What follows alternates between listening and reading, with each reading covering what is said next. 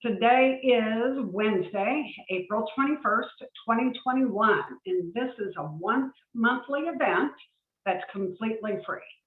You do need to register for each session that you want to attend, so watch those Facebook posts for the next session with that registration link. Just as a reminder, guys, keep your microphones muted when you're not actively engaged in speaking, just to keep the background noise to a minimum during the webinar. We are happy to see everybody join us here today. So if you're dressed, turn on your cameras. We like to see those faces, smiling faces, I might add. So if you have clothes on, turn your cameras on. We do have a set agenda for today, and it definitely includes you, always includes you. So if you have any questions as we go along, pipe up, raise your hand, or type your question into the chat window, and we'll try to keep up with that as well. One quick note, Primetime Notaries does have a website. It's primetimenotaries.com. There's a contact page on the website as well. So if you have a question for next session, you can type that into the contact page, or just use standard email. contact@primetimenotaries.com is what you need to use if you want to send an email.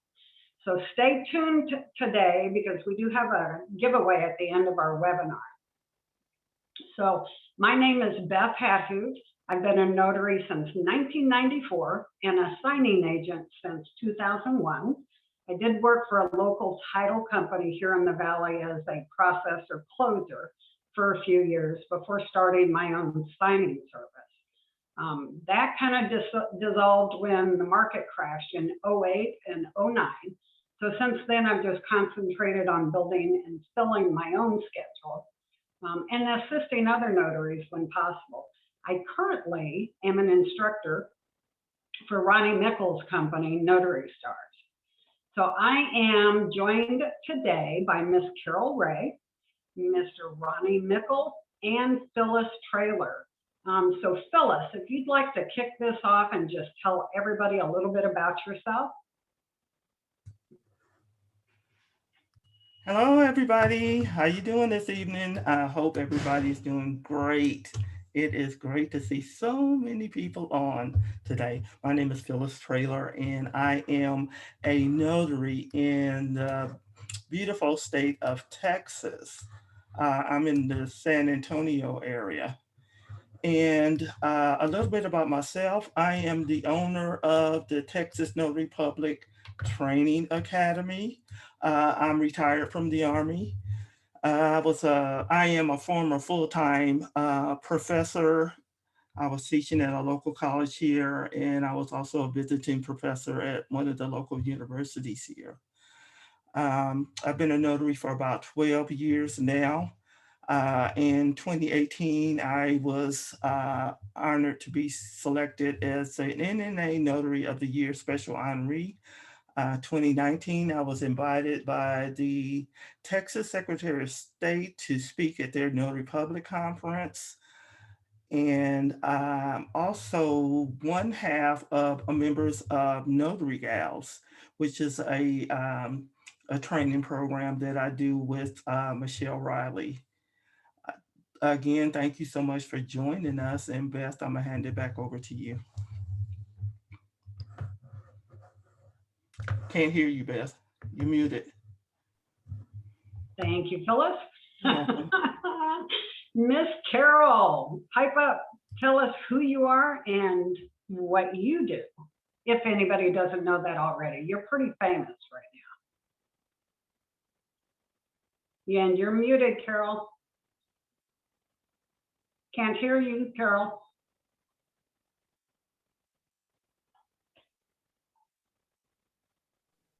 Okay, am I good to go?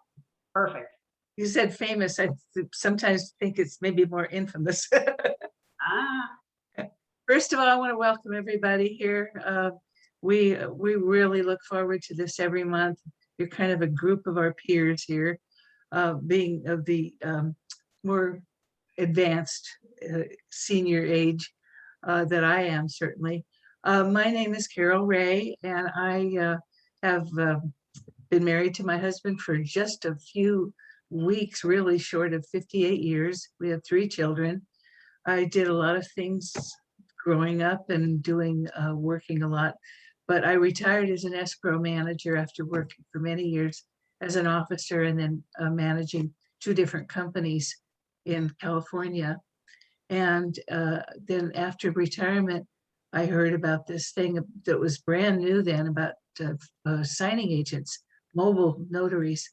And I started doing that. I did that for 14 years, 7 of which I did it in Arizona with my husband. And one of the things that I found out very early on was that there was no training, no good training at all, that maybe a little bit from the NNA, but not much. It wasn't a big deal. And in 2009, I decided that I wanted to do something about it because I watched a lot of really, really wonderful people who would have been great at this job, but it didn't last because they didn't have any training. And so I decided to start a course of my own, which I did in 2009, and struggled for a long time, but I did have support, a great deal of support from the companies that I worked with doing signings. And because of those companies, we started to grow. They started promoting me and putting ads on their websites and talking about us and sending people to me. We now have, well over 10, 12,000 graduates all over the country. Phyllis Traylor being one of my first.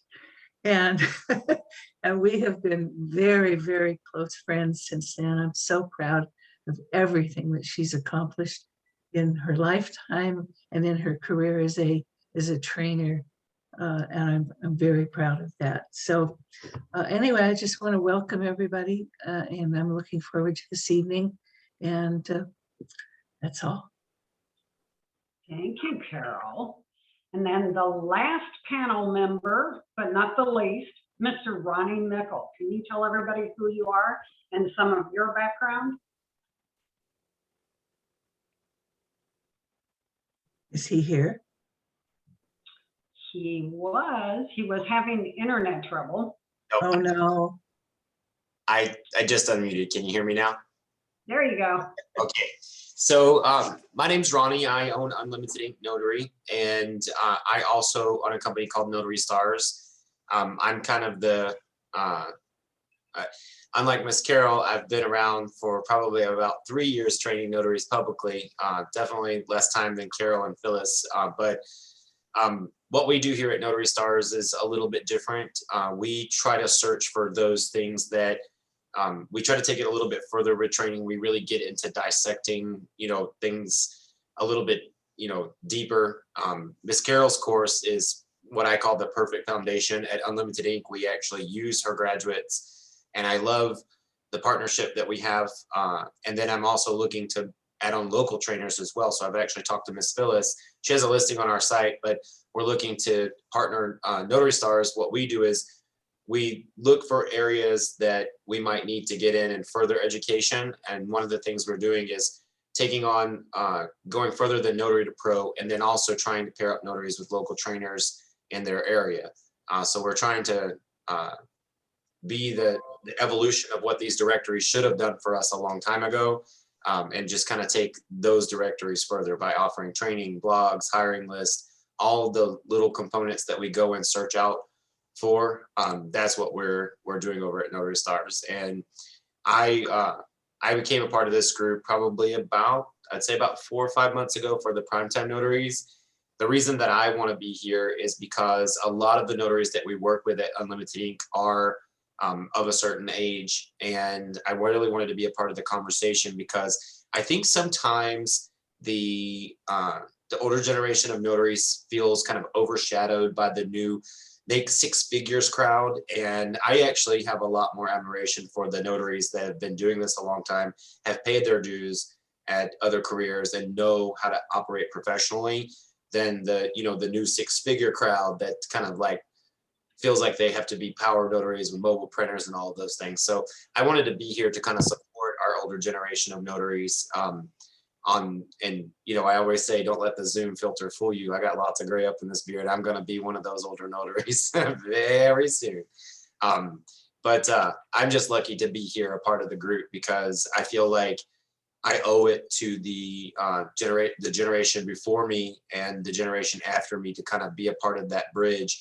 And I always tell people, whether you're of a certain age or not, come to Primetime, because you can still learn things. And in fact, we're teaching things that the older generation wants to know and the younger generation should know. So I like to be here as part of the bridge. And I feel like I've just found a whole new family every 2 weeks with Miss Beth, Carol, and Miss Phyllis, chatting about these meetings that we're putting together. So I appreciate being here. Thank you, Ronnie. That's been a lot of fun too, huh? Yep, you guys are great. I learned something from you guys, and it gives me more time to get more wisdom from Miss Carol, who I always like to point this out. I feel like she's the grandmother of all notaries in the country now, whether they know it or not. By some proximity, they've been in touch with Miss Carol. So I always, even in the videos I've posted this week, if anybody's seen them, the burning questions and stuff, I always talk about Carol in those videos, because I don't think any of us could be here without Carol. Yeah, original gangster. She's the OG, right? Yep. Wait a minute. I got the gray. Phyllis is gray. Ronnie's got a tiny little bit of gray. What's up with Carol? Maybe it's Maybelline. There you go. All right, guys. So I'm going to give you a quick little notary hack, and then we're going to go right into our main topics. Now, my notary hack this month kind of changed at the last minute because of some conversation I saw on Facebook that was kind of getting a little bit of traction. So I thought I'd show this to you instead of what I had planned. You'll just have to wait till next month for that one.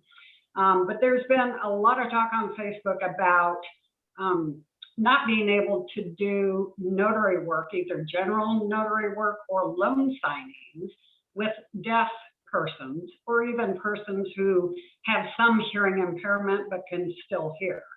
There was several posts looking for somebody who knows American Sign Language, which would be kind of hard to find in a central area where that signing or that notary work is needing to be completed. And then even with that, to have someone go along with you who can sign to your deaf clients might not be legal in your state. Only because Arizona and maybe 3 other states, the only ones I know of that allow for a translator to sit in on a signing, and that would include sign language. So any translator that would help you communicate directly with your signer is not legal in all states. But this little hack that I'm going to show you isn't just for the signer who's hearing impaired or needs American Sign Language to be performed at the table. It can even be with your client who just simply has hearing impairment. I cannot yell for 30 minutes at the table.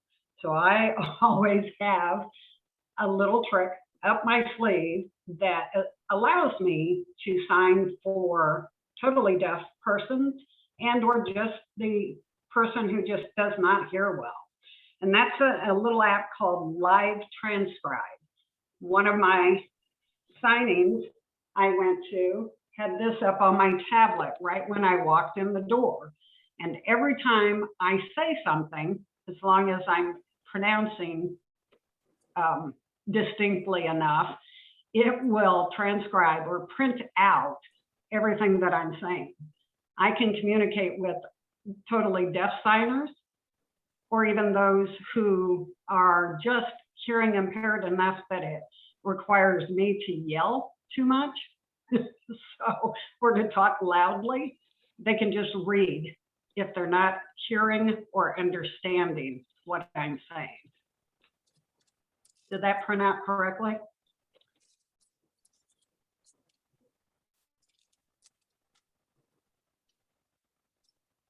Okay. So that's a little trick. That's an app called Live Transcribe.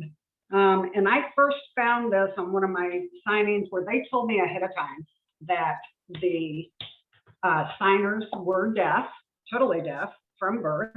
It was a couple, and asked me if I would have any trouble accommodating that. And I said, no, that's fine. I can handle this. And then as soon as I hung up the phone, I went, uh-oh, what am I going to do here? We're going to be doing a lot of scratching on paper.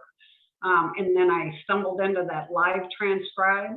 When I walked up to that door, I had that tablet right here.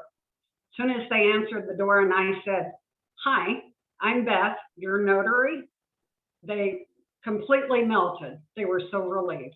So that's a little trick for you, and it's live transcribe, and it's available for Android and Apple products. All righty, going to jump right into our main topic, and that's going to be led by Miss Phyllis. So, and she's going to be talking to us about adding additional services. Take it away, Miss Phyllis. Hey, thank you so much, Beth. That was a good tip. Good tip. Sure, a lot of us could use that. So today I am going to be talking about adding additional services to your notary business, and why I think it's important, because a lot of notaries get into this business to do loan signings. And you just have to remember that loan signings are, they're generated by the different real estate transactions. So the availability of those assignments are going to be based also on the interest rate, what the interest rate is. So when the interest rate starts going up, those loan signings, the availability of those loan signings will not be as plentiful as they are when the interest rates are lower. So you have to keep that in mind. So you want to have more than just one method of generating income in your business. So I'm just going to share a few additional services that I have offered in my notary business, and also what I teach my Texas notary patrons. So one of them is verifying the Form I-9s. Now, some notaries think that they can't do it, and it might not be something that you can do in your state, so you would have to check with your state. But in a lot of states, you can be a Form I-9 verifier.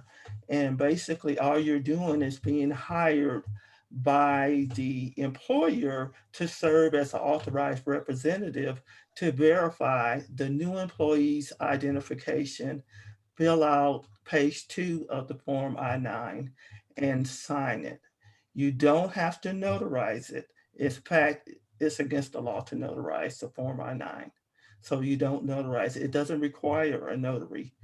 Employees like to use notaries because notaries are familiar with verifying IDs. So that's another form of income. Another one that I do is I process documents for apostees, so they can be used in different countries. And I'm not going to go into detail about that right now because our guest speaker this evening is John Nelson, and he is the owner of the Apostle Agent Training Company, and he's going to go more in depth on that subject. But that is another good source of income. Another one that I do is translation services. Now, I don't speak another language. What I do is I contract work out to other translation companies to get documents translated. But if you speak another language, I mean, that is something that's really in demand, is being able to translate documents into different languages. And of course, one of the most popular languages right now, it seems, is Spanish. So if you're able to translate a document from English to Spanish, Spanish to English, you can offer that service and you can get paid for doing that. And most of the documents that they request to be translated are really simple documents like a birth certificate, a death certificate, a marriage certificate. So again, another form of generating income. Another thing you can look at doing is field inspections. I've done field inspections, which are really easy to do, and they come in. Field inspections covers the gamut. So you can be as a field inspector, you can get hired to inspect a vehicle, inspect a house, inspect a business. Do something for an insurance company. Might want you to just go out there and take pictures. You never know what the job is going to be as a field inspector. It just runs the gamut. But this is another form of income.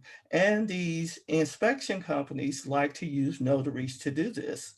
And if you haven't looked into field inspections, I would suggest you look at joining the Society of Field Inspectors.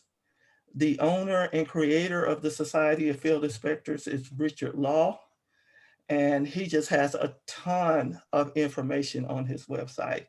He's been around for years. And when I started doing field inspections, that's where I started. So it's just a good place to start. Just Google Society of Field Inspectors, Sophie for short, SOFI. Another method of income that I've done is being a process server for about, I was a process server here in Texas for about 8 years, and very simple work to do. All the documents that I served were civil documents, so I wasn't serving anybody that was wanted for murder or anything like that. They were all That's a good civil thing. documents. Okay. So, and just like with your notary work, you can pick and choose who you want to work with. So, like, sometimes they would want to hire me to serve papers on somebody that was receiving a restraining order. And, I would always ask a lot of questions about that because I didn't want to, put myself in danger. So you can do this and make money without putting yourself in danger.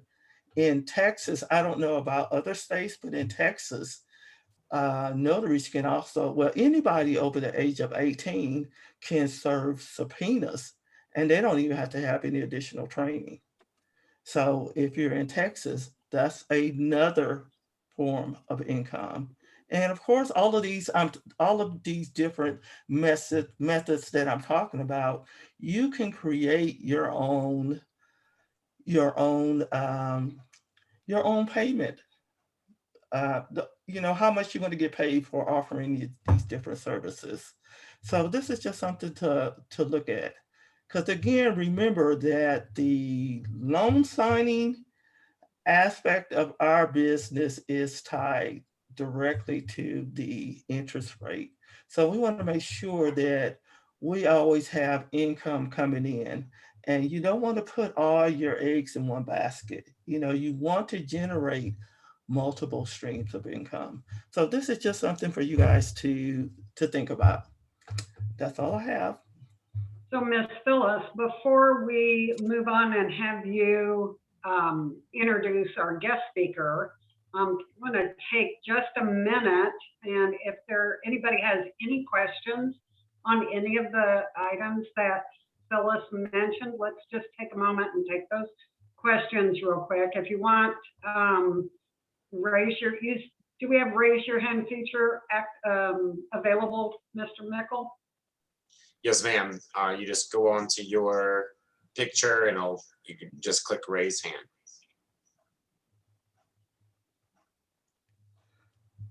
Okay, I'm looking in here and I am seeing some questions. Let's see. You do have one that says, is there a list of preferred agencies for a process server?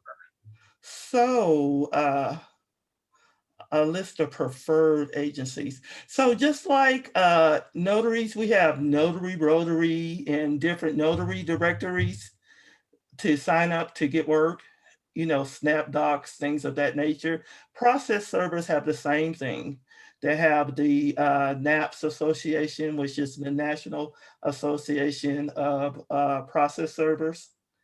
And of course, that's going to cost to join. And usually your state will have a local organization.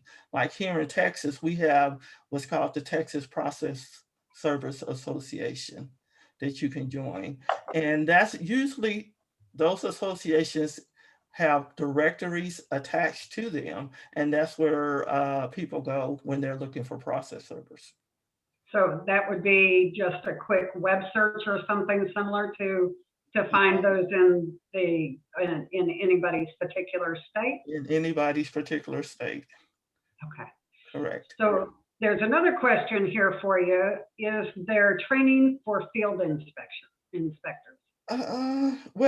Usually if the company that is hiring you to do the work, if they require any training, they'll go ahead and train you, and it usually doesn't cost anything, because the training is not a whole lot. Because basically, for field inspections, they just want you to go out and take a bunch of pictures, and they might have a report they want you to fill out.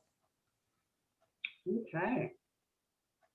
Perfect. Okay, Ms. Phyllis, if you'll take a minute and introduce our guest speaker. He's here, right? Yes, he is here. I saw him. Okay, so I am so excited. We have Mr. John Nelson with us this evening. John is the owner and creator of the Apostle Agent Training Company. And I tell you, he does a fantastic job training individuals on becoming apostille agents. And also they can actually get certified through his training. I took John's training a number of years ago, and I tell you, he has the most detailed training out there. He is I call him the apostille guru. Okay, tell me again what that website, what the name of this company is? It's called the Apostille Agent Training Company. Okay. Okay, and he does an excellent job with it. Right now, I have about 20, I would say about 20 students, Texas patrons that signed up for his course, and we meet weekly on Thursday morning to go through his training. And a lot of times John will join us for that training. So this is, I mean, it's just a wonderful opportunity. So I encourage you to pay attention, take notes, and enjoy what John has to share with us. I'm ready, John. Hi, and hello to everyone. Let me make just a quick statement. When it comes to Carol Ray, I'm going to say, who doesn't know Carol Ray in the notary world? Sure. That's an impossibility. So the Apostille Agent Training Company, let me give you just a little bit of background so you understand how we came into existence and why we did it.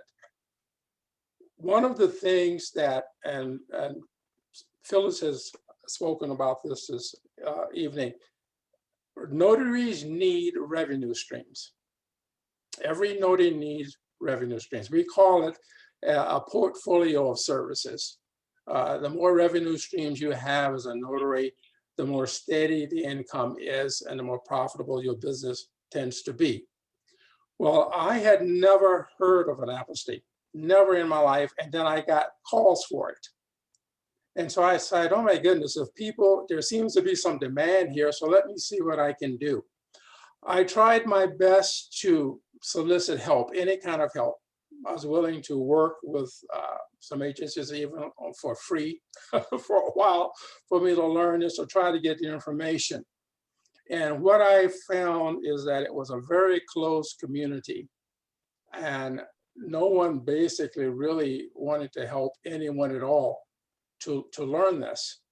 And I tried really for quite some time. So I said to myself, well, I really got angry, to be honest with you. I said, this isn't right. This must be something very good if, it's so closed. So I spent a little over a year or two really doing a lot of research.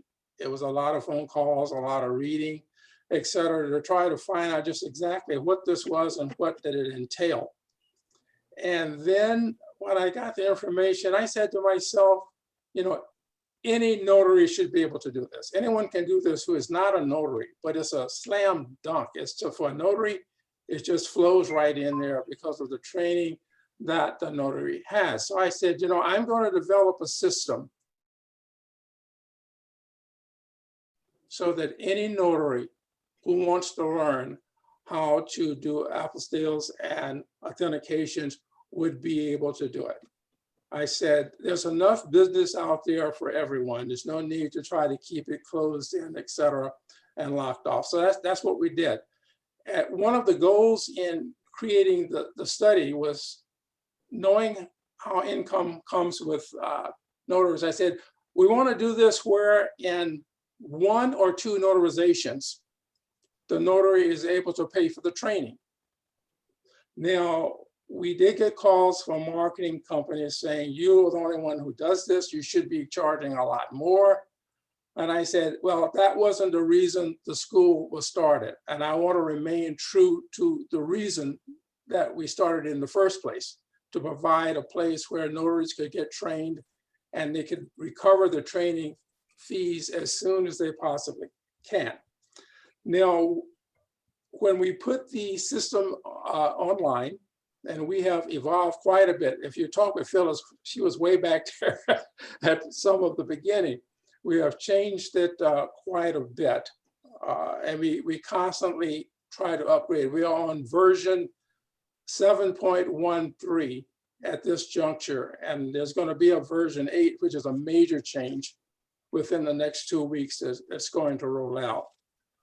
What we have done is to try to provide the basic knowledge for the legalization process so that every notary has an understanding of that.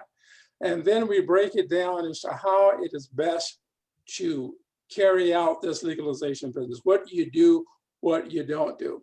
And we use a lot of references to notary terms because it just makes sense that probably 95%, no higher than that, 99% of the students that we have are notaries, which really makes a lot of sense. I would get calls saying, well, why should I do this? Is there any money and what's the potential for earnings? I never give numbers, but here's what I would tell people who were interested. I said, go to your website, go to your browser, to your computer, and type in their apostille requests, and see what comes up. And look at all the companies that appear to be there. You won't see a lot, but the ones you're there. Then for those who are willing to list their fees, just take a look and see just exactly what type of retails are being placed out there.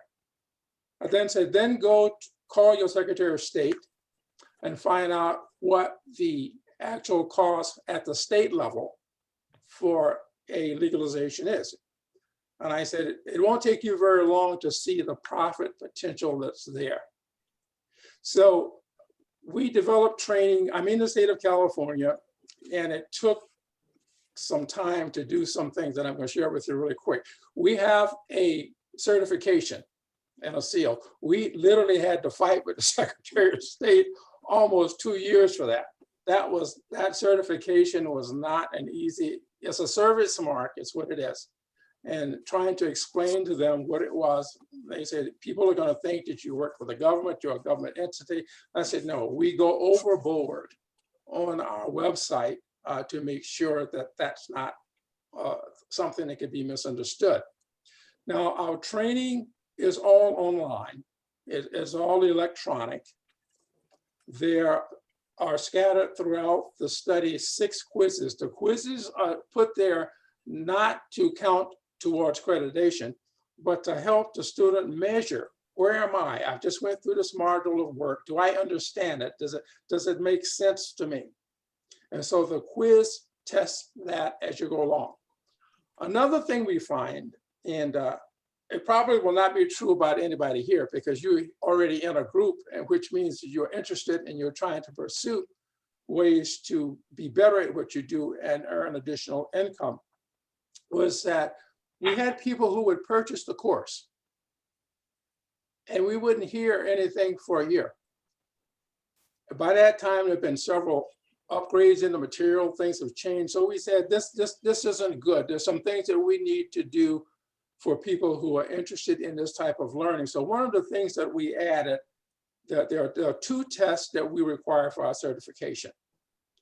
And the first test is one that must be taken within 90 days. The reason for that was, there's a lot of information there, but if someone is really interested in this, why would you just buy it and just let it sit there? I never could understand that. Anything that I pay my money for, I expect value. And I expect it as something that I'm going to get right into. But that has helped tremendously. The turn now has really been a lot more rapidly than it ever has been. Now, the question would come, if you've never heard of an apostille, probably, what is it and who needs it? Okay. Well, I personally zero in on the commercial end, mainly because companies that do business internationally need legalizations and they need a constant flow of them. So that's where I put most of my focus. Any company that does business internationally most likely will need an apostille. Now, an apostille, basically, there's this big thing called the Hague Convention. The Hague Convention was in October of 1961. And what happened before they had the Hague Convention? Companies sending, or individuals sending documents from one country to another had to go through a whole lot of hassle legalization. It was an extremely expensive process, and it took a lot of time. So these countries got together and said, look, we're going to take care of the authentication of the people from our country. And we're all going to agree that any document that goes through the process of obtaining the authentication or the apostille will be accepted in another member country without all this hassle that things were going through. And that's why we reference the October 1961 Hague Convention, because countries belong to that now can take documents that have been legalized in one state and are accepted in another member state without any further ado. Saves a lot of time, saves a lot of money. The next question would be, what other types of people need these things? Well, anytime you have students who are studying abroad or plan to go abroad, there are documents that usually are required to be presented in a foreign country. Some of these are birth certificates. Some of these may be school transcripts, diplomas, whatever the case may be, as they are trying to get employment in a foreign country. Well, when that happens, they need to have documents legalized. And that's where the apostille agent comes into play. If your state is that you currently reside in as a notary is a border state, you will be dealing with a lot of immigration and people going back and forth and changing their country of residence. There are a lot of papers that require also there to be legalized. So these are just some of the places where legalization comes into play. Your greatest attraction for business is going to be when you first start through Google search, because most of the time that people want to have something legalized, the first thing they do, not legalized, but when people are trying to find things anywhere in our current culture, they go to Google or Bing and they search to see where they can find. That's where the apostille agent comes up and pops up, and where the majority of business comes. I would say that initially, probably 85 to 90% of my business came from Google search. Google search you have to be very careful with, because if you don't fine tune it, it can be extremely expensive because every time somebody clicks this, cha-ching, the cash register goes off and it gives you a call. But if you do it properly, there's a way where it works out to be quite a big benefit. If you live within an hour's drive, an hour and a half of your Secretary of State, you can offer things that very few apostille agents can offer. As with anyone, when you're listening to your mentors here on this particular site, they're giving you things that present niches. You know, you find this niche works for me, or maybe that one doesn't, but this works for me. The same takes place when it comes with apostille processing. My niche is this. When someone wants to do, and I'm just giving you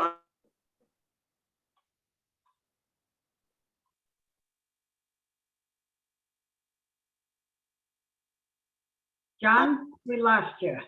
You lost me? Okay, so we lost you right when you were talking about your niche. Yeah, can you hear me now? Yes. Okay, my niche is I wanted to offer something that no one else did. So here's what I did. When I established my business, I said, if you need notarization, I'm gonna do notarization free. Because if you're not a company, most likely the document that you need legalized is going to require notarization. Well, I said, you know, no problem. I would do that free. The other niche that I offered was, part of my niche was this. You don't have to take off from work. You don't have to get in your car and drive. I will come to you. I will come to you. I will do the notarization. I will process your documents. And not only that, I won't mail them back to you. I will personally bring them back to you. Now, what does this niche allows me to do from a marketing standpoint? Number one, this niche allows me to charge more than anybody else. Why? Because I'm offering services that no one else offers. I have decided in my niche to go after the quality business with the dollars instead of the high volume, low paying items. Now that's for me. As an agent, you may prefer to get the quick turnover in documents where people will mail them to you or come to an office, and that's okay. But I looked at this and tried to determine what's the best way for me to get the most out of this. Now, for those of you who are familiar with legalization, you may say, why should I bother to even get trained in this type of thing? Well, the state legalization for just regular documents is relatively a simple process.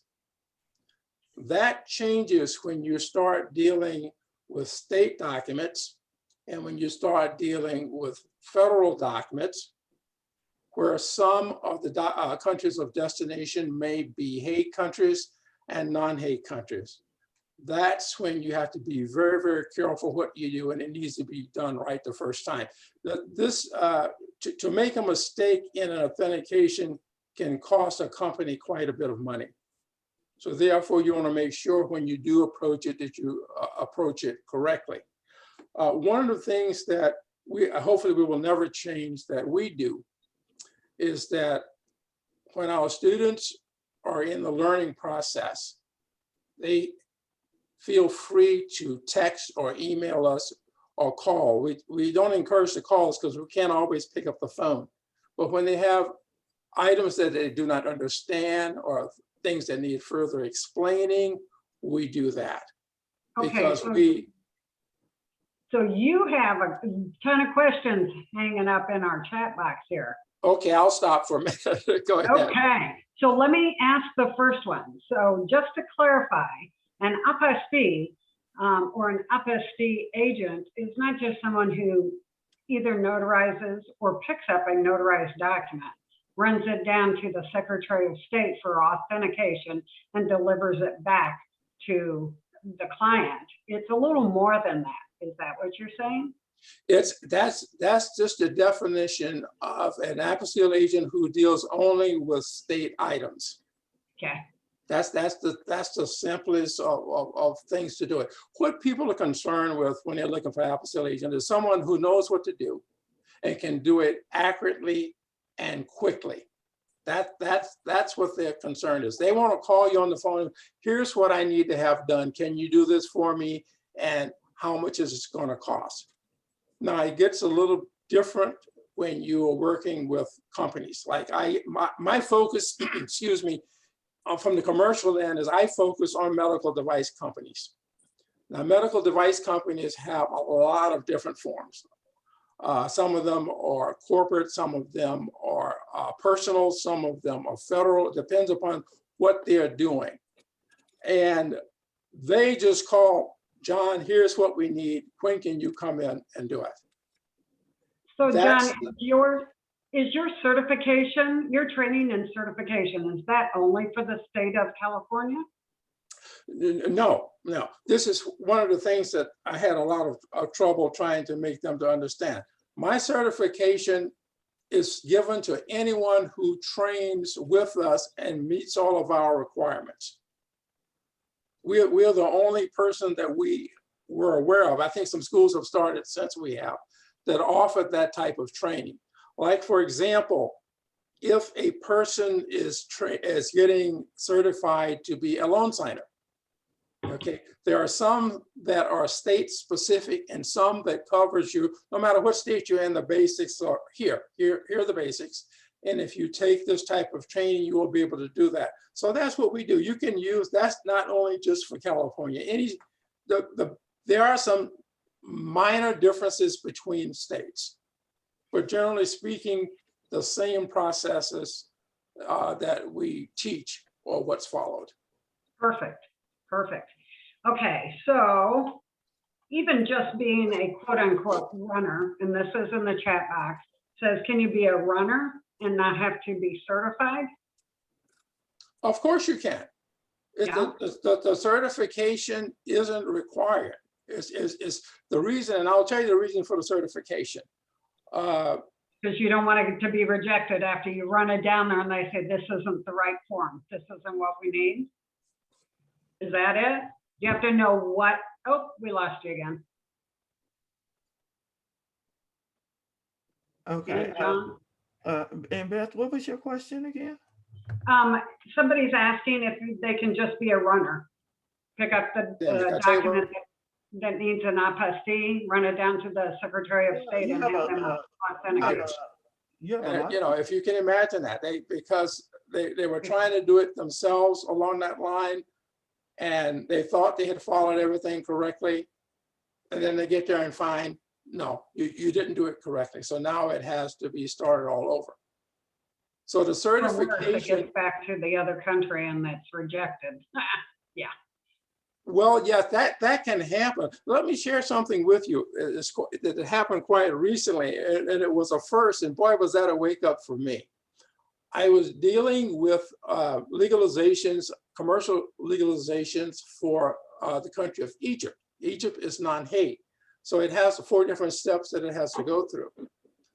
Basically, in dealing with the U.S. Department of State, the document is specified. I have my attachment to it, Egypt. The U.S. Department of State sent the document back to me, legalized as an apostille. Egypt is non-hate. So when I go to the Egyptian consulate, they look at me like, why are you bringing this here? You know, and because what the U.S. Department of State does, they put a buff paper on the top. You've seen it, it's sort of tan, a little ring up in the upper left corner, and it looks the exact same as the authentication, but it doesn't say apostille. And I missed it. First time, and trust me, last time, I'll never miss that. Because that particular document has to have an authentication, mainly because Egypt does not belong to the Hague Convention. Neither do they have the competent authority signatures in their office that they can validate that that document did go through the correct legalization process. Does that help? Yep. Yeah. So another kind of more or less of a statement in the chat box is just verifying that we don't perform the apostille. That apostille is a certification only given by the Secretary of State, and where the document is notarized, and it authenticates that notary's signature and stamp as being valid and current. Is that right? That is right. Let me explain. I need to elaborate on that just a little bit more for you. All right, this is covered in the training. The U.S. government has what is considered competent authorities. The competent authorities are the U.S. Department of State, the federal court system, and the Secretary of State, with the exception of Hawaii and Utah, which don't have Secretary of State, so they use Lieutenant Governor. Now, no one can apply, and if you look at our website, we have drilled that in so that no one misunderstands that. And we still get phone calls, believe it or not. You as an apostille agent do not place the authentication or the apostille on the document. You are an agent. You are an agent representing companies or individuals who need to have this executed. So you are not the person. We've had people say, well, when do I get my stamp so that I can apostille? I said, you don't get that. That's illegal. I said, you go to jail and so do we. If we start issuing stamps that you can stamp on documents. Okay. So then the other question is kind of, let me see here. Someone says if you live too far from your Secretary of State, you process the documents by mail or you find a local courier. Is that right? It depends. Yes, it definitely depends. You don't, it's just advantageous if you are close to where it is, but it's not necessary. It depends, like for example, basically, if you want to send documents, the least expensive method that I'm familiar with is priority mail. Priority mail in most places for where you would be in contact with your Secretary of State would probably be 1 day, 2 day max. That's not that expensive. But if it was something that, oh, by the way, let me stick this in. There's a difference on what you do on regular basis and expedited basis. There are clients that want things expedited.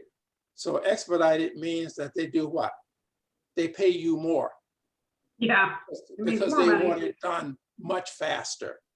If you were to look at my personal site, you'll see that I have a listing for regular processing, and I also have a listing for expedited processing. If you want it quicker, it's going to cost me more because I'm going to have to pay more for couriers to go back and forth, and it has to be overnight than the normal methods that I would use. One of the things that will allow you as a notary to really get a jump on the average processing is that, and we tell all our graduates this, especially if you have documents that have to go to the U.S. Department of State, is that you utilize an agent. You are an agent, but you also utilize an agent. Because before pandemic kicked in, they allowed walk-ins. So I would pay an agent to walk in for me and stand in line. Yeah. I could save them almost 2 weeks of processing by doing that.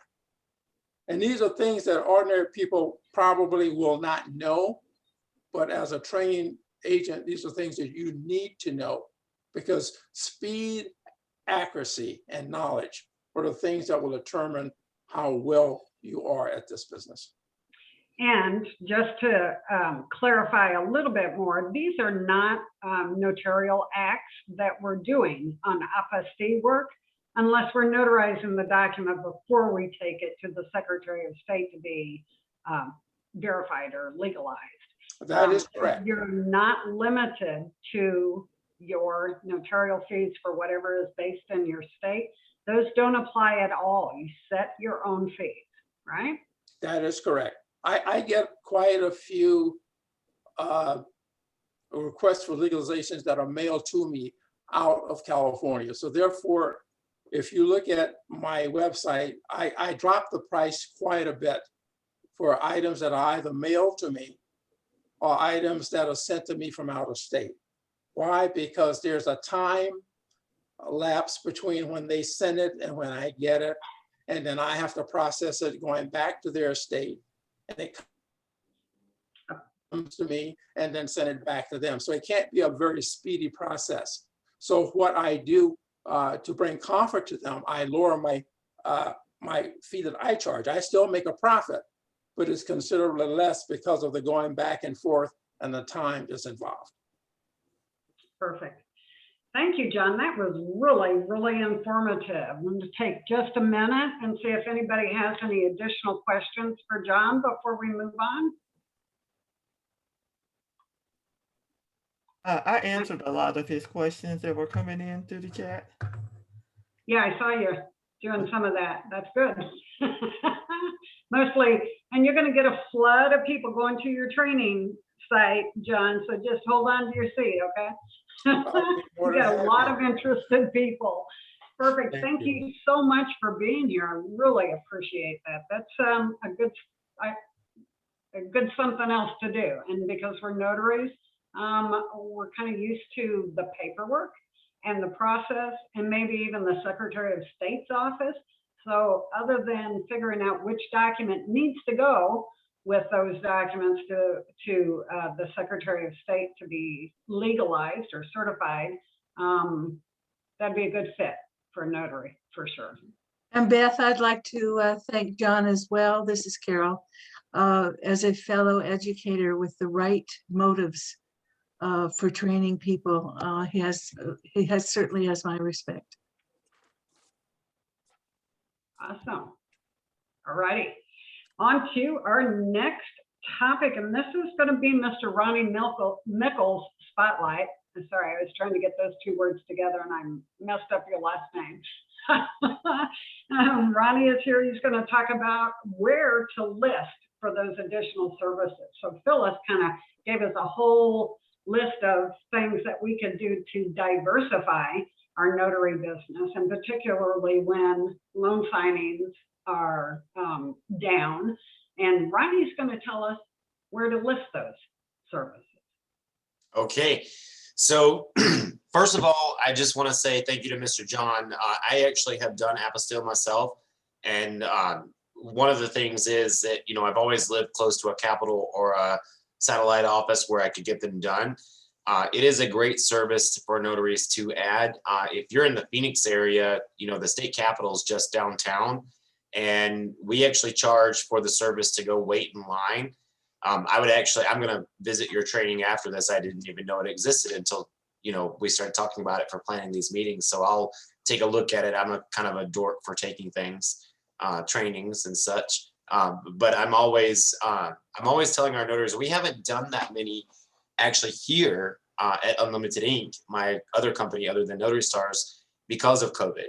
We haven't been able to go down because we haven't felt like we could actually get in and do things. So we can do the notarizations for them, but we haven't been running them into the state capitol because we're not saving anybody any time. We would have to do it by mail as well. And so I have kind of strayed away from it, and we're still waiting for the state capitol to open. But getting back to the topic that I'm supposed to talk about is the listing sites. So if you're a notary and you're adding services like a apostille or authentication or certification, one of the things that I advise you is to have 2 Google listings, because people are going to look for a notary and they're going to look for apostille. So you want to actually look at those Google listings, and you can have more than one. You can have them under the same account or create a different Gmail address that forwards into it. But when I go to Google and you search for something, and I love that Mr. John brought this up, so it tells me that he really knows his stuff, because I'm all about those listings. You can do one for your notary services. You can do one for your apostille services. And that to me is one of the ways that you can do things. Same thing for field inspections. You know, we're adding Legal Shield to Notary Stars as a partnership as well. And I'm going to be encouraging the Notary Stars to add Legal Shield listings on Google. So you should really take advantage of. Now, I wouldn't go out and put like, divorce notary and blah, blah, blah notary. And, you're either a notary or you're doing apostille. So make sure you keep it, and Google will catch on to you if you start getting greedy with your listings. So Google My Business is probably one thing that I see notaries overlooking a lot for general notary work. If you do I-9 forms, that is one that you can create a listing for. I've seen notaries who create specifically for I-9 forms. So you have your I-9 form listing, you have your Google My Business for your apostille portion of your business. You'll have it for your notary business. On Notary Stars, we allow you to tick the boxes, and we actually don't have apostille. We'll have it after tonight, rest assured. So if you guys are already doing it, you'll be able to tick the box and say that you perform apostilles, and we'll add that into keyword searches as well. But the next thing that I see notaries overlooking, we all know about 123 Notary and Notary Rotary for your notary services. But another thing that you can do, and you can create multiple listings on and multiple service areas, is Yelp. And I see notaries being afraid to list on Yelp because it's a bully system of getting reviews. I've talked to a notary this weekend. She got a bad review. It wasn't even for her, and she wound up getting it removed. So they do have a removal system if you aren't really doing the things that, people complain about. And I always say, if you do great service, you'll get way less reviews, but they won't be bad. So if you can't please everyone, but you can't be afraid of listing on Yelp as well, just because they have a review system. I would say leave no stone unturned. And then with inspections as well, I'm a big fan of inspections. We have a whole side gig job arena on Notary Stars where we tell notaries about all the things we learn about and all the side jobs that they can do to fill in the gaps. And for listing yourself for inspections, it's a whole nother world. And I know about what Miss Phyllis talked about earlier with Sophie. Just to let you guys know, there's now a company called SoFi, and we actually promoted on Notary Stars as well. It's an internet banking account. So when you're going to look for it, it's spelled the same, pronounced differently. So make sure that you're looking for Sophie Field Inspections, and SoFi is a bank account, not to be confused with your, I actually recommend it to notaries because there's so many perks for using it. So make sure that you're not confusing the two when you go to look for them, because I'm sure their promotions are going to pull up the bank account. But you need to be aware of listing. I want to warn you too, and I love that Mr. John brought this up. I don't pay for Yelp advertisements. I'm going to explain why. Yelp advertisements work theoretically the same way that Google does. I actually got an account rep fired over this conversation because they tried to say that they literally are never allowed to work again because they were cussing me out on a recorded line.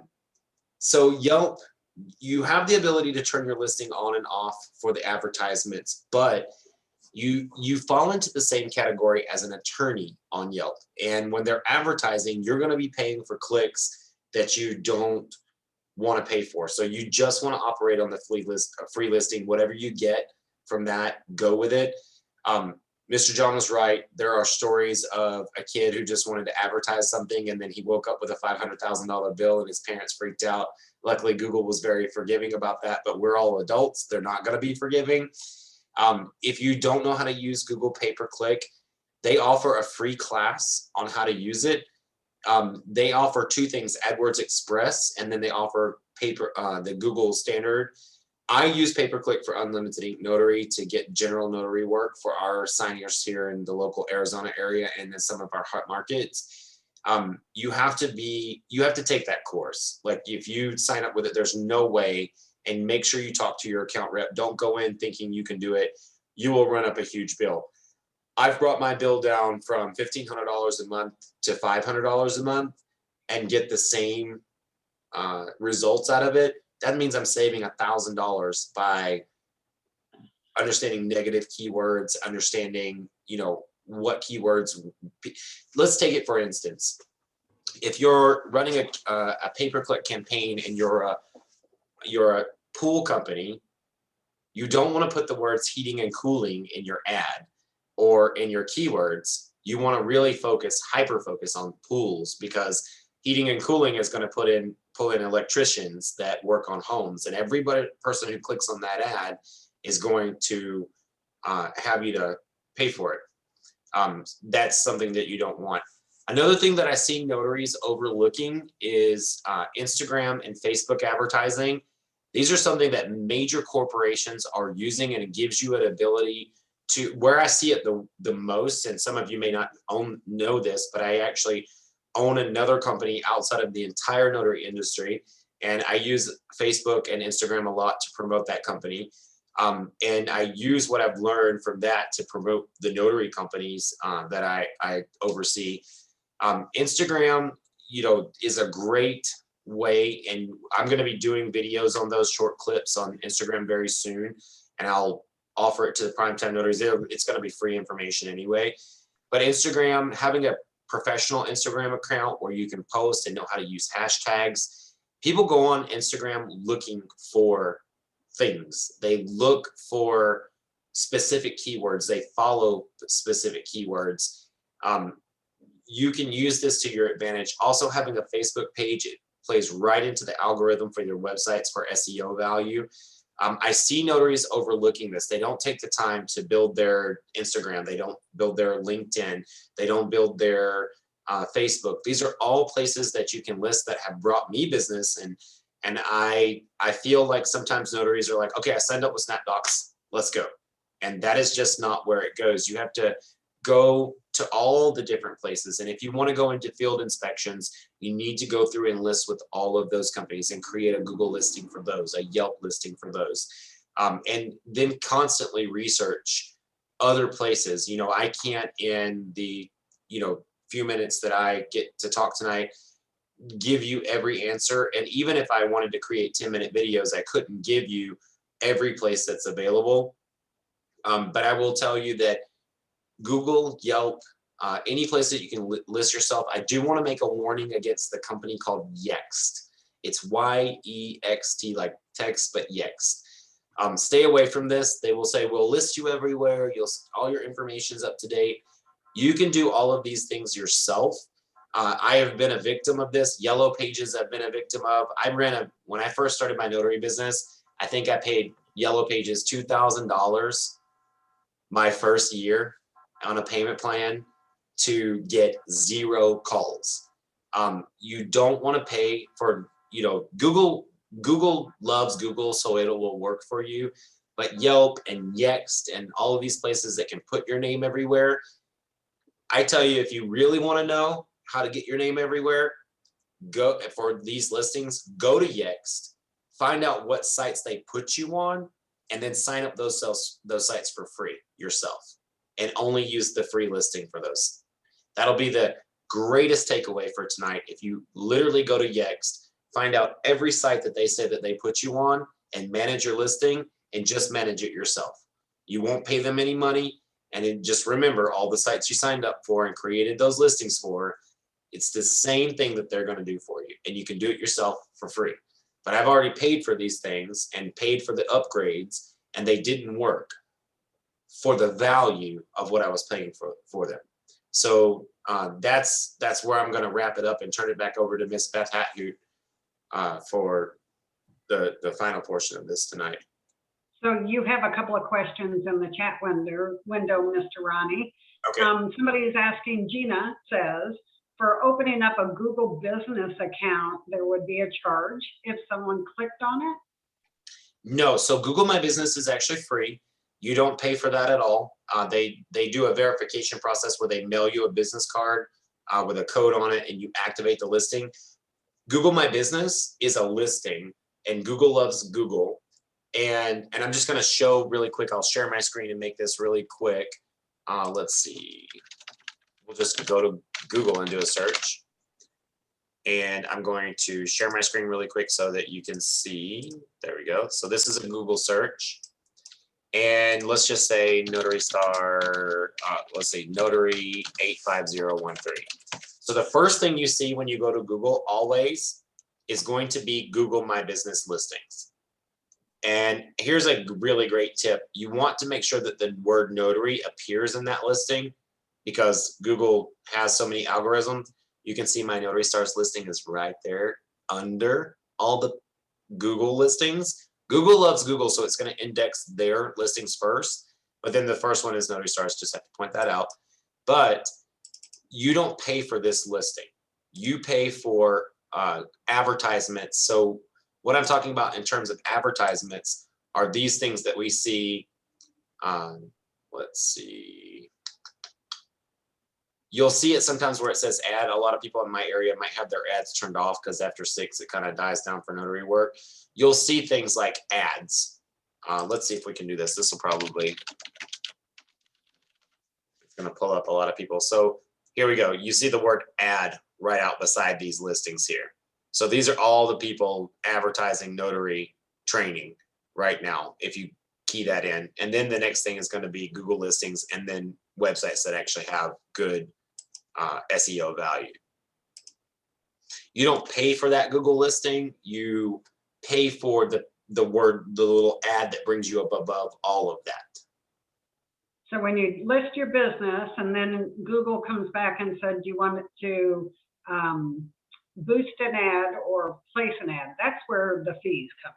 Yes, and you want to be very careful about getting in and make sure you take their course. Don't do the express, do the full-blown Google ads, talk to an account representative. It's free. They have free training on it.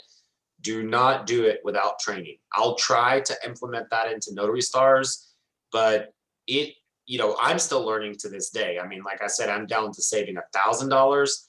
I know that we have notaries on our team that I'm looking to hire to do ads because they're like called specialists. You can get a certification in that. And that's also a side job, but that's a whole nother career. It's marketing. You can get a certification on doing ads, but you definitely want to take their course before you start paying for Google ads because you can run up a bill in a hot minute. Okay, you have another question. You mentioned apostille work versus notary work versus field inspections. If you were to try to do a Google business page on Google for all 3 of those companies, they're asking, do you have to register a new business for each service, or can you do it under your same LLC or company name? Well, you can do it under your same LLC or company name. Here's what I suggest if you're going to do multiple listings, and this will work. You just need a new email address for that company. So if you have Gmail, here's a little hack for you. If you want to create multiple listings, it will not work on Notary Stars because I have a block on it. But let's just say you put in contact+1@notaryservice.com if it's a Gmail address. Contact+2. Anything you add plus the number 2 on a Gmail address, you automatically have a new email address that's going to come back to the same email box. And it'll allow you to reply. It's a little hack for Gmail. So you can create multiple listings, or you can just do different email addresses and have them forwarded into each other. It's really how you want to do it. Perfect. Thank you. Carol, Phyllis, any comment you want to make? Well, for me, I'm going to have to ask you and Ronnie for help. I don't even know if we're listed. I think a couple of years ago, I got on there and did something with it. It's a technical object.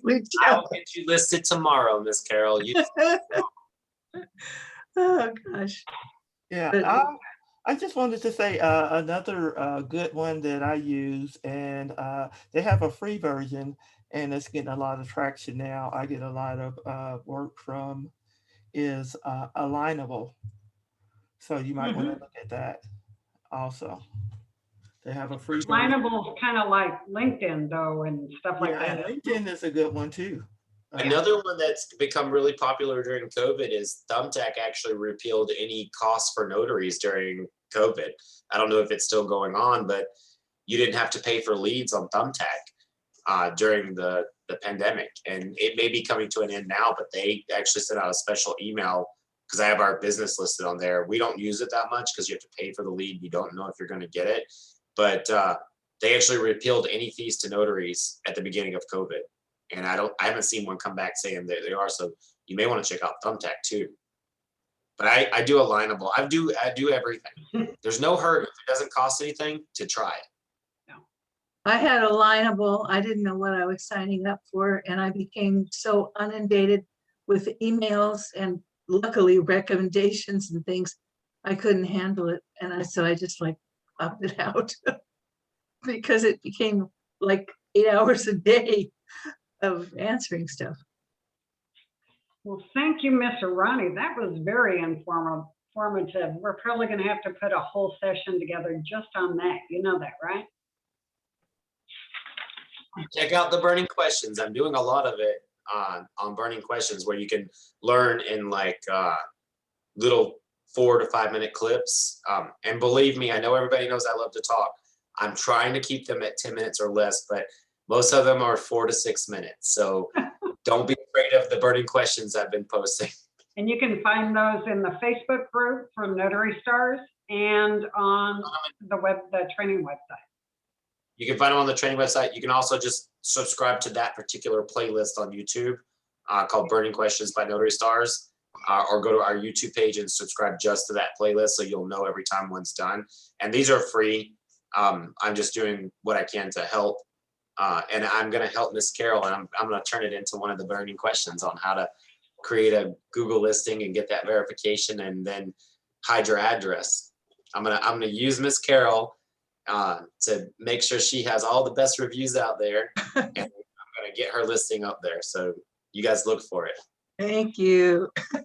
Well, here we go on to our last topic for the day, and then we've got some emailed questions that somebody needs to answer for us. So Carol, if you would take a minute and tell us about your topic today on transitioning and life changes.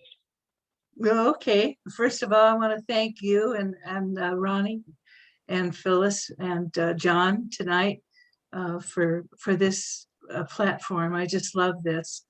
And most of you who know me, I'm pretty transparent. So I'm going to start off with one thing. You spoke about the gray hair.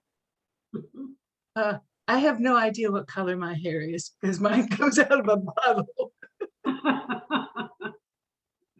Okay, now having said that, a little more serious stuff. I would like to also, if I could have him just for a moment, Clyde Hepner, I think is on, and I would like to have him just tell everybody about this wonderful journal that he has come up with and where to find it. He doesn't know I'm doing this, so I don't even know if he's still here. But if Clyde, if you could unmute and just tell everyone, I fully endorse this journal. It's absolutely phenomenal. And he's creating one for California, which is going to be great. So are you here? Hi there. Yes, I'm here, Carol. I know you didn't expect this, but Okay. if you'll just so people can write, and tell them what it Sure. is and where it is, that's all. Sure. And just so everybody knows, Clyde's going to be our guest on the next episode of Primetime Notaries. I didn't know. And I want Clyde as well, because I appreciate him putting up with my getting back to him 4 or 5 days later. No problem. No problem. So yeah, I'm the creator of the Integrity Notary Journal. Hold on. This is the journal. And it is designed for notaries who take appointments that have multiple documents. So it's great for real estate closings, so loan closings, estate planning documents. I do a lot of adoptions as well. So it makes it very simple, and it's designed for those situations. Anyway, that's the journal, and you can find it on Amazon. And it's getting good reviews. It's continuing to be a bestseller, and we are just now shy of a couple of reviews from 200 reviews. So I appreciate all the support from the notary community. So thank you very much. And I think the other thing was that when Ronnie and I had spoke previously, we had talked about doing a giveaway of one of the journals this evening as well. So if that's still going forward, I can certainly provide a copy to give away. Thanks. Yep. Stay tuned, everybody. Clyde's journal is going to be our giveaway at the end of our session today. Oh, go ahead, Ms. Carol. Well, I just want to say, you've got so many students that have just taken off, and Clyde was one of them, have just become creative in their businesses, and I'm really proud of all of them. Okay, I do want to say that when I first started Notary to Pro, I told you earlier how it came about. We used to have people in their 20s, 30s. That was the majority of our students for the first, probably first 8 years. In the last 3-4 years, though, I saw a tremendous change in the demographics of our students. We now were seeing people in their late 40s, their 50s, their 60s, their 70s. And I found out that this whole industry was changing. Of course, life was changing, and people were being dismissed. You could be someone that's in your, okay, let me go to the beginning of my realization. I had a fellow call me one day, and he said, told me who he was. He says, I'm absolutely desperate. I've heard about you. I heard about what you do. And I need to do something because I am 60 years old. And a year ago, I worked for a company that I had been with, a corporation, for 30 years. And I was dismissed at the age of 59. Can't get retirement. He said, I've spent this last year sending out hundreds, if not thousands, of resumes and going on every site, and nobody would hire me. I can't even get a response, not even a phone call, not even a rejection letter, as if I'd never existed. And I don't know what to do. He says, we've gone through my 401k, everything. So we got him started, and oh my God, it changed his life. I talked to him really just several months after he signed up, and he loved what he was doing. He was not under the pressures of working for a corporation, which a lot of you have done, I'm sure, and you understand how it is working in a corporation. It can be very stressful. And now I talked to him a couple of years later, and he was doing great. He wasn't making over $100,000 a year, but he was happy. He and his wife had been married many years. They were enjoying their life. He was loving what he was doing, and he was financially solid. He was taking care of himself. So I'm understanding that we created Primetime Notary so that we could address some of the things that are issues for the elderly. I'm 78. My birthday was a couple months ago, and I'm like, oh no, I'm close to 80. I couldn't believe it. It was like kind of a shock. But I'm facing just the same difficulties as other people. And one of the things that keeps me going is knowing how we, by training people to do something that's kind of out of their field, and seeing the successes and the happiness that it brings them, and being able to take care of themselves is something that's really, I'm really dedicated to, and I'm really happy that we're making that change. But I've also seen the difficulties, the problems. I hear about it from my students when they've lost a parent, or they've been in the hospital, or they've had COVID, or all of these things. I'm fortunate that they feel comfortable calling me and talking about it. But I'm going to be really open. My my situation is that I don't have Alzheimer's or anything like that. It scares you when you start losing your memory. And that's kind of what I've been going through. And every time that I have to ask my kids a question, it's like, I already told you that. I'm like, oh, okay. And so I find out it's pretty universal. And there's a few things that you should do. Beth and I were talking this morning, and she gave me some information, which you know, I'm smart enough to know, but not smart enough to put into, you know, really implement and think about it. But some of the things that we need to realize is that we need to slow down.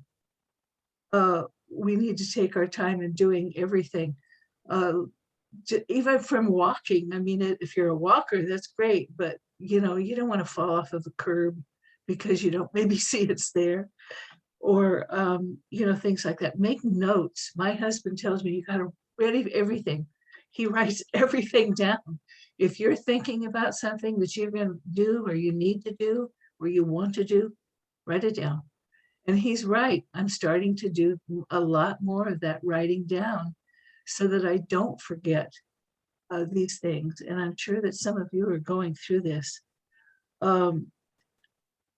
And when I mentioned too about like earnings, I think for a lot of us, it's you've got to still make a living because you've lost your ability to earn, make a living in the outside world. And also, but then there's a lot of us who just don't want to be the kind of person who sits on the porch and rocks the rest of their life away. You need to keep active. You need to be doing things. I'll probably be doing this until they put me in the ground. It's important to keep that kind of energy up. But losing your memory, even in little increments, and we're not talking about things like dementia and things like this, because for most of it, it's just age. Your brain is so full of stuff. There's no more room, that there's just no place to put more information. So I was telling Beth this morning, it's kind of like you're driving around this beautiful lake and the sun is shining, and then all of a sudden you hit patches of fog and you can't see out of the fog, and you're going, well, where am I? Oh yeah, here's where I am. And you catch it up. I mean, I'd love to hear about some of your experiences and be honest and talk about what you face these challenges. Keep going. You got to keep going, whatever you do. You can't just sit back and just rock your life away. I had my father and a dear uncle who was just like a father to me. Both of them died at the age of 68. Both of them have had 1 year of retirement, and that was it. And they were gone. So you just can't do that to yourself. And I'm so proud of all of you here who, just because of the fact that you're here, it shows that you care, and you're trying to absorb as much information as you can. And I really appreciate that in you all. So that's about all I wanted to say. There was one other thing. Oh, that live transcribe. Beth, thank you for that. That got me out of a fix one day when one of my students had a deaf signing. So anyway, I am so glad that you're all here. Have a wonderful week and stay busy. Well, Miss Carol, you got a lot of comments. And you look for 80 years old. Are you fibbing to us that you're 80? So January 5th, 1943. Oh my goodness. All righty. Thank So you. there was another comment in the box. You were talking about using your notary commission to transition out of a job before, if you get laid off, or if you get, I guess forced in retirement would be a good term. But you're not eligible for Medicare yet. Does Phyllis or Carol or Ronnie have any suggestions on where you can pick up that medical insurance that you need in that little transition period? Unfortunately not. I am going to bring up something. My brother called me and he said that he's got involved with a company. I guess they're a huge company. And this is just something I'm just passing on. I'm not recommending it. I'm just giving information. That's it. There is a company that they buy life insurance policies. And what that means is, let's say that you have $100,000 life insurance policy and you're 68 years old, and maybe you have some kind of a health issue or something that you're dealing with. And this company will come in and they will purchase your insurance, whatever the value is. If it's a whole life insurance, they will purchase that. Let's say that they buy it for, they buy $50,000 for that $100,000. Or if you're really ill and it's getting close to a time when you may not be here very long, but you're desperate for cash, they'll pay you more, closer to the end of your life, the more it benefits you while you're alive. And it is, you work it out with them, whatever it is, but that they buy it, and they'll pay you cash for it. And then that can help you with your, whatever medical needs you might have or anything else. I wasn't going to say anything about this. I haven't really checked it out, but my brother's very savvy, very smart, and he's really wholeheartedly about this being a benefit to people. So if anybody's interested, I can get the information and I'll just pass it on to you. I'm not recommending it, just giving you that as a thought. As far as health insurance, we had to pay for it just like everybody else. It's darn expensive. I will say, if you don't mind me chiming in, if you are forced into retirement of some way, you should have COBRA benefits, which are more are expensive, but they are the same price as the market rates. And I highly urge you, I'm going through a divorce right now, which is considered a life change. And I will be eligible for, once the divorce is final, I'll be eligible for 36 months of COBRA, which is a significant amount of time. And I was on COBRA before because of their job change. And COBRA, if you're able to get access to that because of a life change, it is better to go through COBRA because you will get better choices through the COBRA market, in my opinion, than you will going through the healthcare market. And there's a lot of rigmarole there. I always felt like I'm dreading going back. I hope I meet someone, fall in love, and get married again. So if anybody's single, contact it. No, I'm just kidding. But you know, 555 555 555. But you know, it is. You want to go those avenues. If you can't really afford it, please check with companies like Aflac.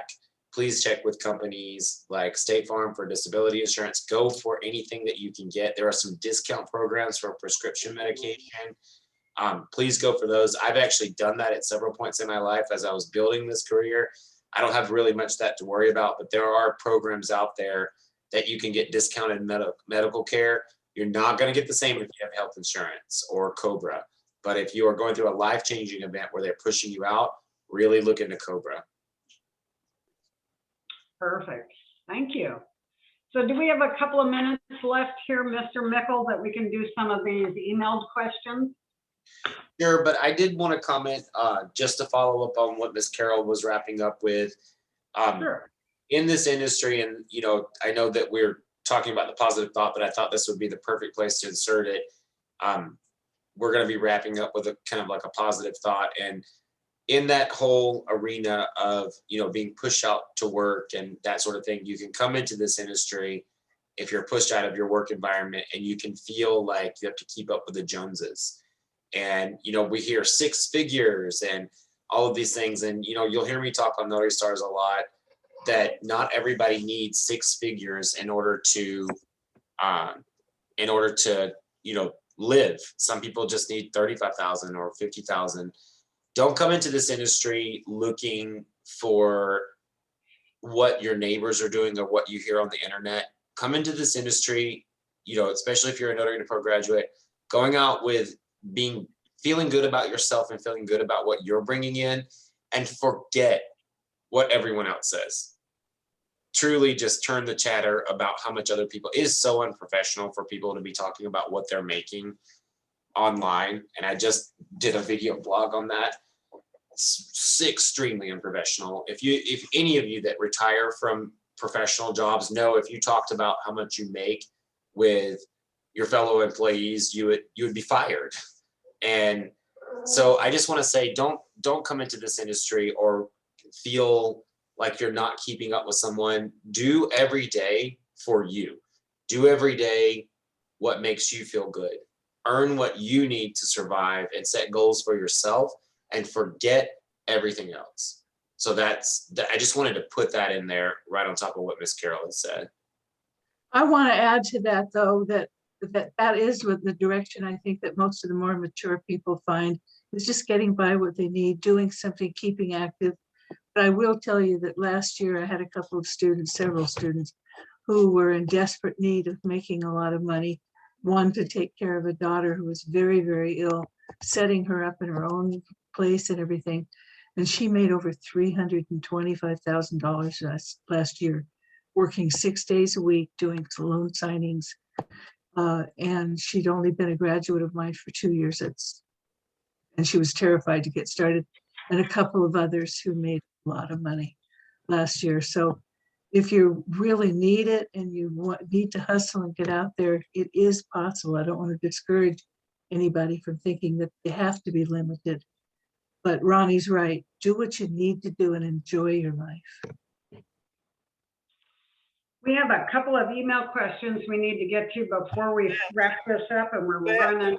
Let me ask a question right quick. The same question keeps coming up in the chat about how to, is there a way to save the chat? I don't know of a way to save the chat. Before we close out, if you, let me see here. I knew where it was. I can answer that question. There's little buttons on the right-hand side, little dots at the very bottom, and I believe that's where you have to check. Yeah. Well, chat with. It's a save. I don't think we have that option on this one, actually. No, it's not set for this meeting to save the chat. Because of our last little mishap with things, the chat actually has only appeared back for this version of it for this episode. Okay, so I guess the answer is no, Phyllis. Not for this session. Okay. We have an email question. We've been kind of running behind on these sessions once a month, and we've got a few email questions that are kind of backed up. This one's from Jasmine McKinney. Is Jasmine here? Let me see. Yes, she is. So I don't know which one wants to answer this, Ronnie, Phyllis, or Carol. Jasmine says, my bank no longer has an in-house notary. They've agreed to send referrals to me. What would be a win-win situation for me and the bank? It would be great to have use of an office at the bank. It's located 15 minutes from my house. So what do you think? Maybe for signings? Are they asking for, what is it? No, my bank no longer has an in-house notary. What would be a win-win situation? I would love to answer this question, and only because when if you knew me back in the day, Unlimited Inc. used to be called the Hollywood Notary. And I lived on Las Palmas and Fountain, and there was a Bank of America at Fountain and Vine, and which is probably 10 minutes. And if I ran fast enough, I could get there, right in under 9. And a win-win is making sure that if they're going to do that, that you're number one available, and someone like the bank business banker, which is usually going to be the one that calls you, or at least it was in my case, has access to your calendar somehow, so they can even look down and say, yep, our notary can be here in 10 minutes. Let me just put you over here in the chair and run down there. You definitely want to create a way for them to see, because if you're out at a loan signing and they're calling you, which happened to me, and this is how I learned this, that's where you can book me calendar, and I gave them that link, and the business manager would just look down and be like, yeah, our notary's out to lunch right now. He'll be right back, or he's out at a meeting. and they knew if I was available or not, or, oh, he'll be back at 3 o'clock. So come up with a way for them to be able to see your availability. And then if you're out doing loan signings, you don't need to call them and tell them because that's annoying, but give them that link so they can see your calendar and when you're available. Perfect. Okay, you have another one, and this is probably for you as well, Mr. Mickle. And this person actually isn't logged on, but I think it kind of ties in a little bit to our topics this evening. It says, I've been getting pinged by signingorder.com on a fairly regular basis, but I never get selected for a loan signing. I'm concerned this has to do with the fact that I'm a new notary and maybe I'm missing something in my profile. What do you say about that? So I get this question a lot. So I'm going to start this, and this is definitely my realm because I use signing order as a management for notaries. Not to overstep Miss Carol or Miss Phyllis, but there's been a huge influx of notaries because of COVID. A lot of people trying to make it meet. Some people lost jobs. Carol and I did a video probably 2.5 years ago called What Signing Agencies Are Looking For. So that's a good question to go back for. Go look for this video on YouTube. It's public. What signing agencies are looking for. You can Google it and find it. And in that video around toward the end, I said, if I do this search and this search and this search, I can find, I think I said 400 and something notaries for this parameters. I was on a meeting with Signing Order a month ago, and for those same search parameters, I almost fell out. I think it was like 1,700 and something notaries, and it's only been 2 years. And I said, no, that's wrong. That's the wrong parameters because there's only like 400. It could be only maximum 600. They said, no, Ronnie. Because of the pandemic, this is how many notaries have flooded in every city. So we have a lot more competition now. And I'm going to preface this before I start talking about signings. I always say, I've never had a problem as a notary because I'm a good notary and I take training and I continue to train. So if you are not taking training, most of you here are taking training somewhere, but you want to take other training courses and explore.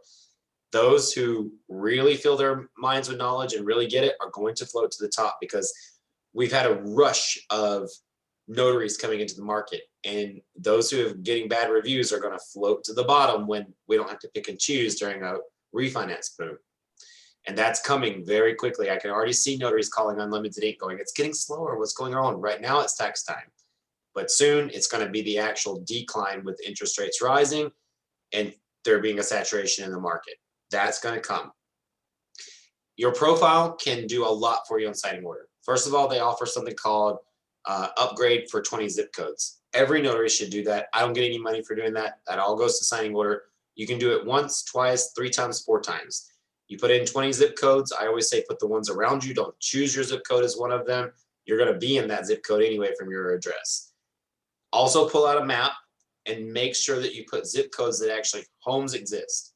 So in downtown Phoenix, here's an example. Most of the homes in the Acanto area are historical. Those people have owned their homes for a long time. They're not going to be refinancing. So there's no point putting that zip code in there. So I choose zip codes where there's actually homes and properties and people refinancing. That's your first thing. The way Signing Order works, just to give everyone an idea, is you have your first tier and preferred list. So your first tier is everybody who paid for that zip code and your approved list. Then you have everybody on a second tier list of notaries you maybe want to work with. And then there's everyone else. And you always go up the list when you pay for those zip codes. The way to be at the top of someone's list, like on my list, is you have to be a Notary Pro graduate. You have to be in the Notary Stars program. And you need to pay for those zip codes because now you're competing with a lot of people because everyone that works with us is a Notary Pro graduate. Everyone that works with us now is required to do Notary Stars. You have to make sure that the companies know you have that training. If you are a new notary, there are some companies that can actually say, okay, I want to do it by distance or I want to do it by order count. And a lot of them do it by order count because they equate that the order count means they have more experience. So you want to make sure that if you have a low order count, Your saving grace is going to be to jump the zip codes and make sure you list your trainings in your profile. I cannot stress enough. Please, I've said it, you'll see me in the video 2 years ago. I said it in a video this week. Don't put, I don't miss initials, dates, signatures, whatever. If you took that course, take that out of your profile tonight. Everyone is flagging that as no experience. It is so dumb for some training course to give you a script to put in your profile, because that means you have nothing to say. Make your profiles unique. Put, you know, I took this course, if you took Notary Stars, you can say I took 100 hours of training. Ms. Carol can tell you how many hours hers is. You can say I have the Notary to Pro certification. I trained with Phyllis Traylor, you know, name drop. I work with Amrock. I work with all of these places. Put that in there, but keep it short. Don't, I see profiles that are this long and then I'm like, I can't read all this. Keep it, you know, maximum 4 sentences, 5 sentences maximum. Make sure you're putting in there who you work with, name drop, and go back and watch the video that Carol and I did, because I was really focused on that. But yes, if you're starting to get signings, that means you're on someone's radar. And then, you know, and I will tell you this too. There is a certain training course that said start calling those companies. Don't do that. Usually signing services like myself, there are 20 people, 25 people that work here and only 8 on at a time. And if every notary in the country calls me, I actually, even one of my own Notary Stars today, it says in the order, don't call to confirm the order. They call. And I've just started saying it's assigned. I don't care if you're a Notary Star or Notary Pro graduate, because I don't have time to answer and talk to see if you want the order. So you've got to get their attention some other way. Great profile photos. I can tell you right now, I know Notary Pro graduates, Notary Stars that don't even have a profile photo in signing order. You may be missing signings. And people have said that everything from that I'm racist or I'm profiling to whatever. I don't care what you look like in your profile photo. But if you are sitting on a bed with your tie undone and you're looking back looking like a rapist, I'm not hiring you. So your profile photo, and I say that because I actually have a notary that is a great notary, and he's like, I can't get any business. And I was like, because you look like a rapist. You're sitting on a hotel bed with your tie undone. This is an Instagram photo. This is not a professional photo. You want a professional photo. Go look at realtors. Realtors, those are great photos. They get a headshot. They're smiling. You know, if you're a minister or a ministress, that's my coin term for a female minister, ministress, and you're doing weddings, use one of your wedding photos. Have someone take a great picture of you at the signing table, putting your stamp down. Make sure you're looking at the camera. Photos, you know, there's an old saying, a picture's worth 1,000 words. What is your profile saying? I see people nowadays that, you know, they'll do the Instagram selfies. And I'm like, I'm not sending you to the signing table. Like, if you can't be respectful enough, because a lot of these programs now, and Signing Order is actually developing this, we're actually sending the photo of, this is going to be your assigned notary. They're going to be calling you from this number. And this is discounting you out of being assigned because of your photos, because they're not going to send a photo of you walking your dog and your feet are showing in the photo and you're not even in it. So don't use a placeholder. Company logos also work against you. And I see this, and I just did a video on this today, and then I'll wrap this up. I know I'm long-winded. Using your LLC on signing order is not a great idea. You can put it in your payments, but don't list yourself as an LLC, because signing companies are going to think that you're a competitor. You just need to list your name. You can be paid to any business that you want, but you don't need to list an LLC, because immediately you're flagged as a competitor and no one's going to want to hire you. When people look on Signing Order or SnapDocs or these major platforms for a notary, they only want to hire an individual. When I hire you, you're not allowed to outsource that. And if I think there's a possibility of that, I'm not hiring you.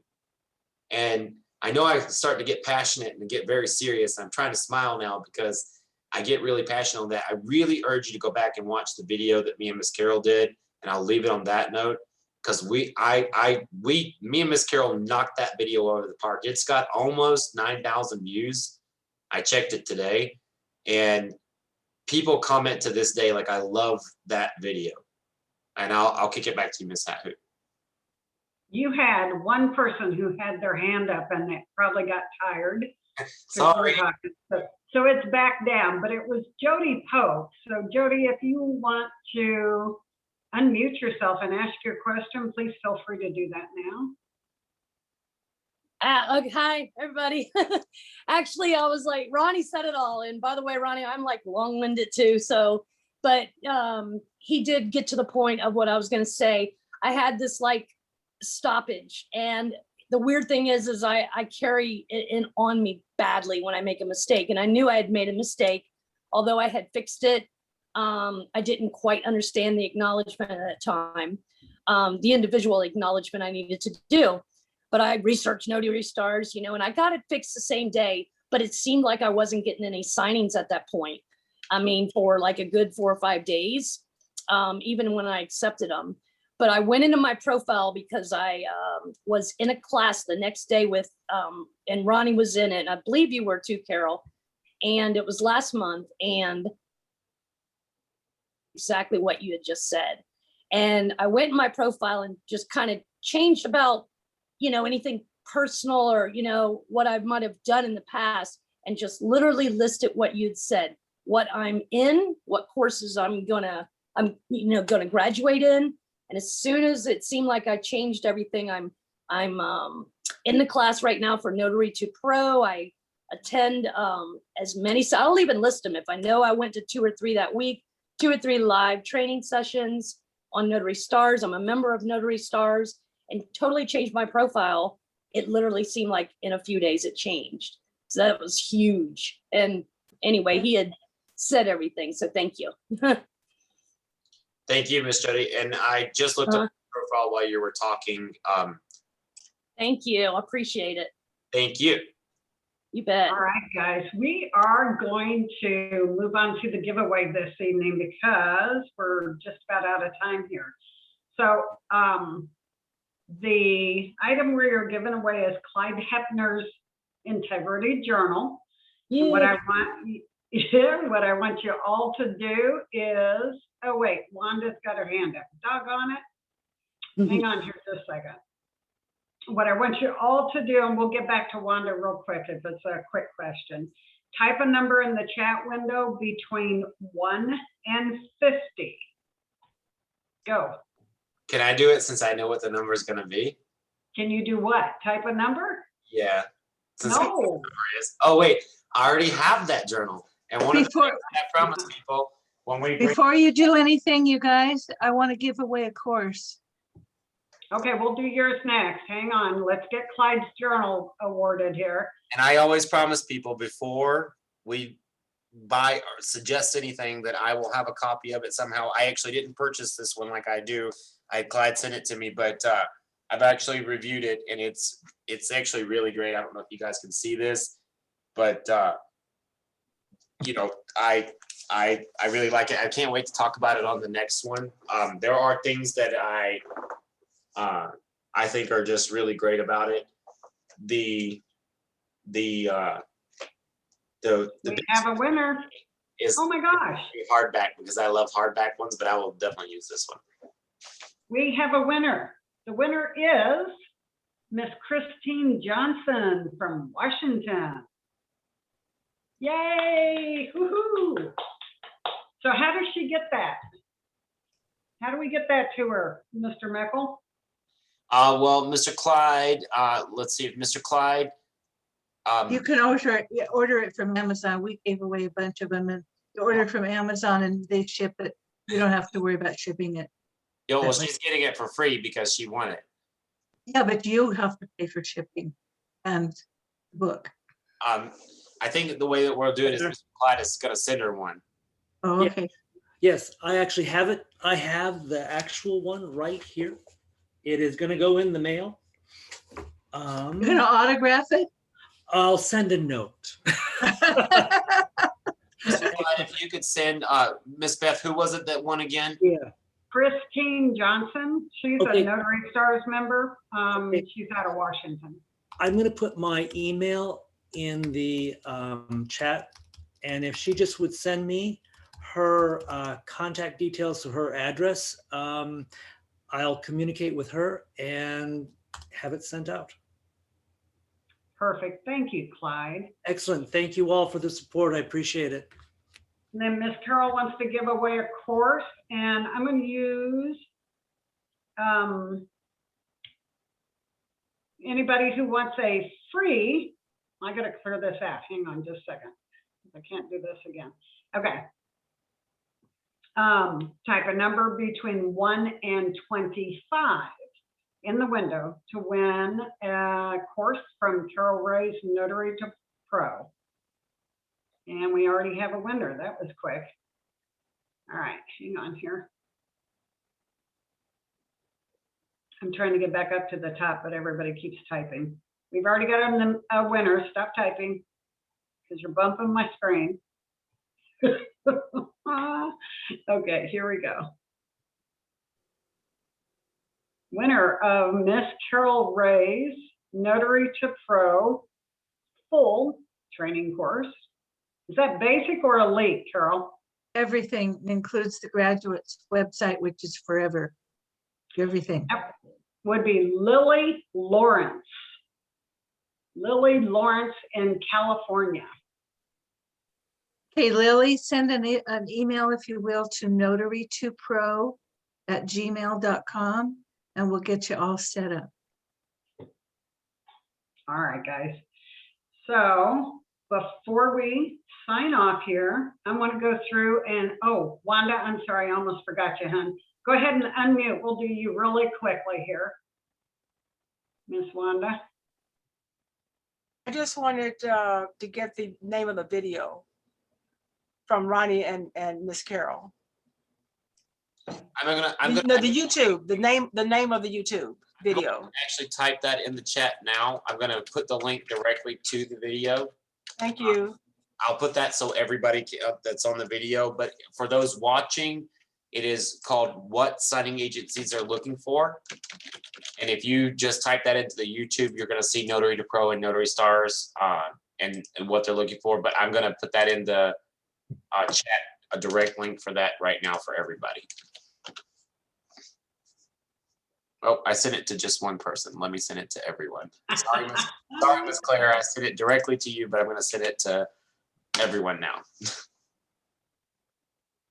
Okay, that should be there for you. So we're getting ready to wrap this up. I want to have Carol first give us a 3-sentence last thought for today.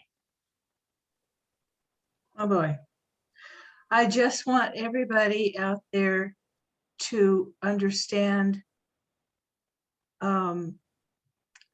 realize that how much you've accomplished in your lifetime.